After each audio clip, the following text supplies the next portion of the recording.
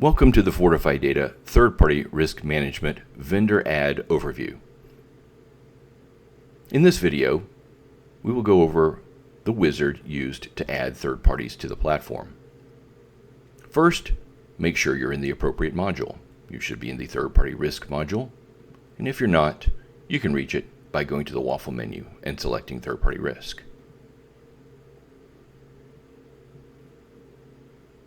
To add a third party, use the Add a Third Party dialog box. There are two methods you can add a company. One is by the company name, and the other is by the primary domain associated with the company.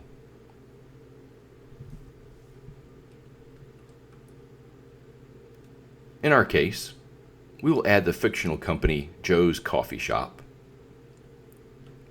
and we'll start by using the domain for Joe's Coffee Shop. You can see here for addjoescoffeeshop.com. Click there. This begins the wizard. First, we need some information on the third party. Specifically, what kind of tags do you wish to assign to it? What kind of services does it render? We'll state the domain that you put in, but if you have any additional domains you want evaluated as part of this third party, you can add them here. So in this case, we'll say Joe's Coffee Shop is a service provider, and they provide coffee. Next is how you wish to classify the third party. The classification is meant to represent what kind of risk this particular vendor places the parent company at. You will note that we have three types: critical, moderate, and low. Each type has a little tooltip associated with it where we give guidance on where we think you should put it, but the decision is ultimately yours. In our case, we will assume that Joe's Coffee Shop presents a moderate risk. Next is the type of assessment that you wish to perform. By default, the platform will choose based on what licenses you have available. It will not allow you to select something you don't have licenses for. In our case, let's go through this from the top to bottom. The first type of assessment is what's known as a profile only, and it's actually no assessment at all. This is essentially meant to be a placeholder where you could put a third party in without consuming any kind of license. And then perhaps at some later date you may wish to assign a license. The next type is the external attack surface assessment. There are two types of external assessments: one-time and monitored. One time is exactly what it sounds like. We perform a point-in-time assessment of this vendor. The data is not updated over time.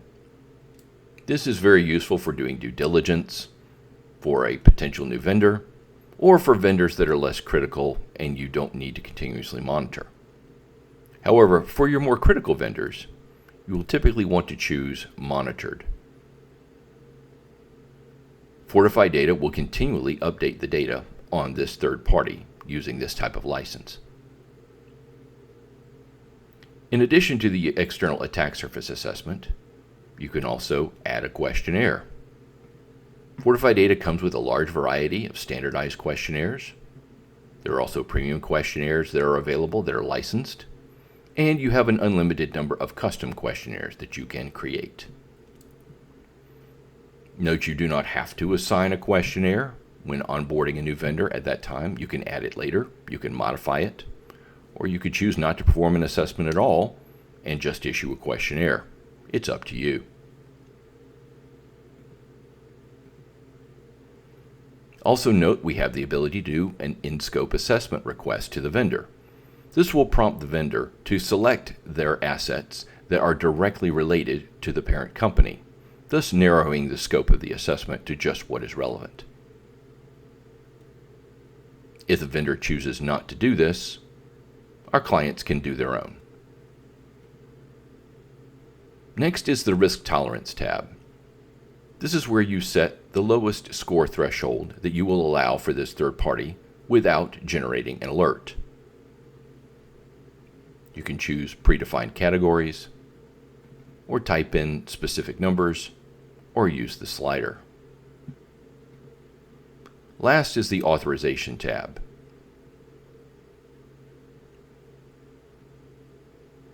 Here is where you can select an email address to be sent to the vendor that will allow them to access the platform and see their own data. If a questionnaire is assigned to the vendor, this field is mandatory. Otherwise, it is optional. If you do onboard a vendor, you can force them to use multi-factor authentication. And the last step is consent. This is where you're saying, this is the vendor I wish to analyze or issue a questionnaire to, or both, and you're fine with consuming a license to do so. The last step would be adding the new third party. Once doing this, you will see a message in the lower right-hand corner indicating that the ad succeeded, and then you would be able to go to your portfolio and see your new third party.